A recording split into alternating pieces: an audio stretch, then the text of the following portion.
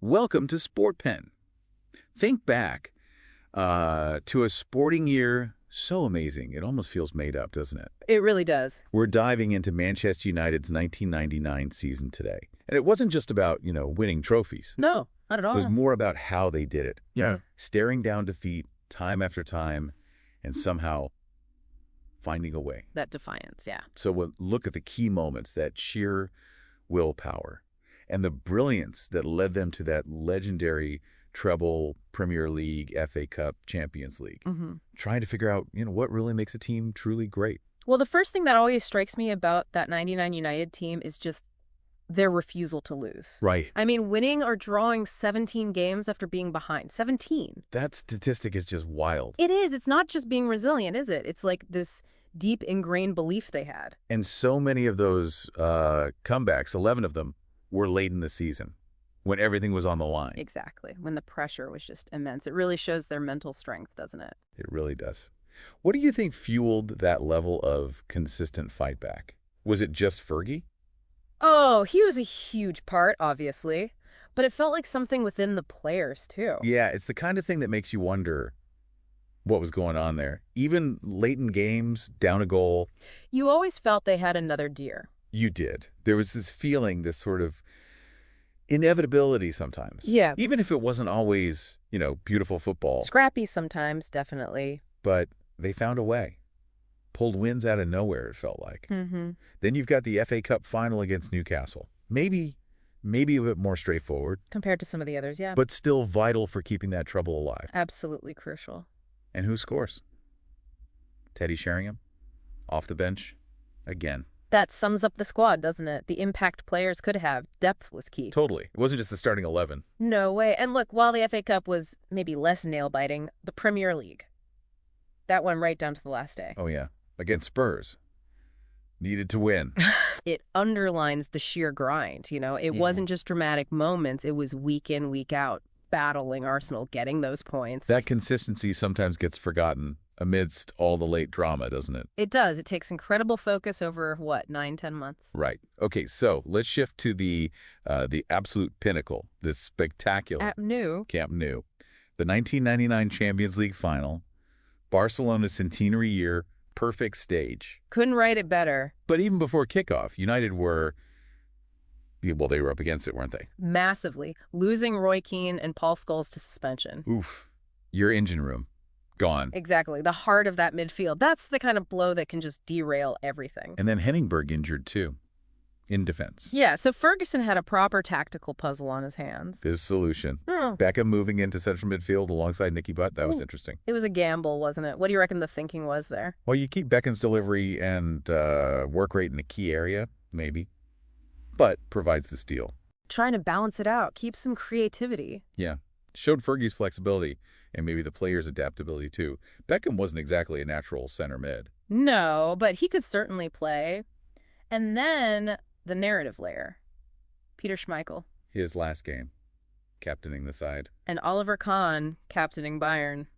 Both keepers leading their teams out. Nice symmetry, that. A bit poetic for Schmeichel's farewell. Definitely added something. A giant of the club, his final match on the biggest stage possible. But the game itself, for 90 minutes. Yeah. It wasn't going United's way at all. Not remotely. Bayern scored early, that Mario Basler free kick. Yep. And they looked comfortable. Controlled, maybe. They did. Really solid. You could feel the hope draining away for United fans, couldn't you? The clock just ticking. Uh-huh. Felt like it just wasn't going to be their night. And then, well, football, eh? Bloody hell, as someone famously said. That's exactly stoppage time. 2 goals, quick succession, Sheringham first. Yep, levels it. Chaos. And then Solskjaer, the flick.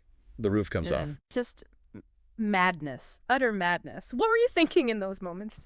Just disbelief. Pretty much. Sheer disbelief. It was almost, surreal is the word. Andrew Cole called them possibly the 2 scruffiest goals in Champions League history. Probably right. But who cared, honestly?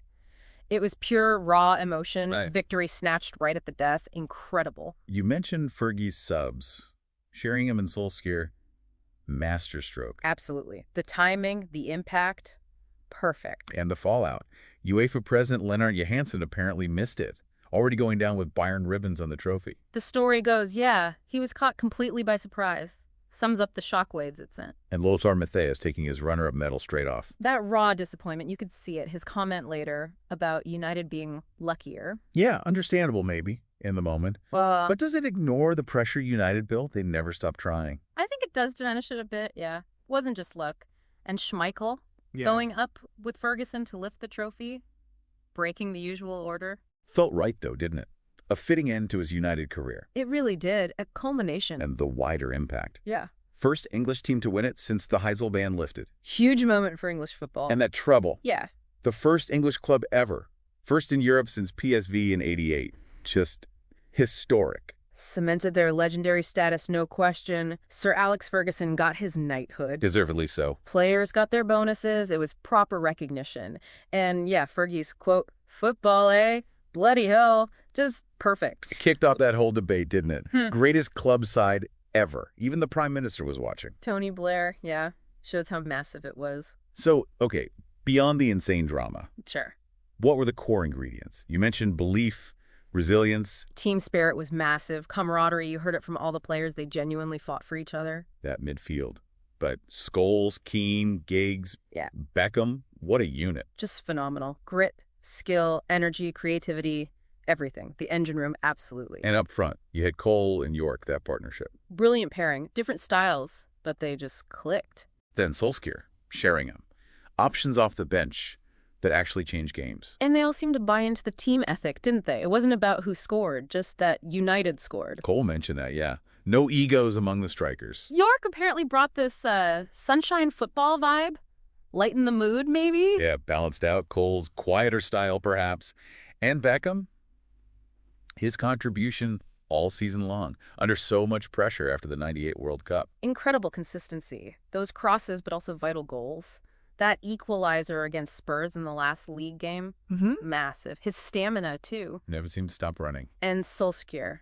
The super sub tag almost doesn't do him justice. No, it was more than that. His concentration, his ability to read tired defenders. That 4-goal haul against Forest in, 8 minutes? Unbelievable cameo. Showed how Ferguson and Ole himself saw the bench as a tactical extension, didn't it? Definitely. Not just backup, but a way to change the game. And Sheringham, too. Always seemed to pop up. Yeah. FA Cup final. Champions League final. Clutch. So, pulling the strings behind it all, Sir Alex. The architect. He built that culture, didn't he? That relentless drive, the refusal to accept defeat. Steve McLaren came in as coach mid-season, right, February '99. Yeah, and he described the training ground as full of warriors. Relentless, demanding, honest with each other. Sounds intense. But Ferguson apparently gave McLaren quite a free hand with the coaching. Shows trust, leadership, managing all those personalities, keeping them hungry. Yeah. That was his genius, maybe. A huge part of it, yeah. So, when we try and define greatness in sport, this United '99 team seems to hit so many markers. Absolutely. That comeback ability, especially when the stakes were highest, it speaks volumes about their mental strength, not just talent. That fighting spirit. It wasn't just Fergie time or luck, was it? It felt deeper. I agree. And look, you can argue maybe other United teams or, Guardiola's City now had more individual stars on paper. Maybe. But the unity, the resilience, that sheer bloody-mindedness of the '99 team, that felt unique. And the achievement itself. A treble in English football. It just hadn't been done. That sets them apart. It's a singular achievement in the English game. So the story of '99 Man United, it's more than just wins and losses, isn't it? It's a narrative about belief, teamwork, spirit. Definitely.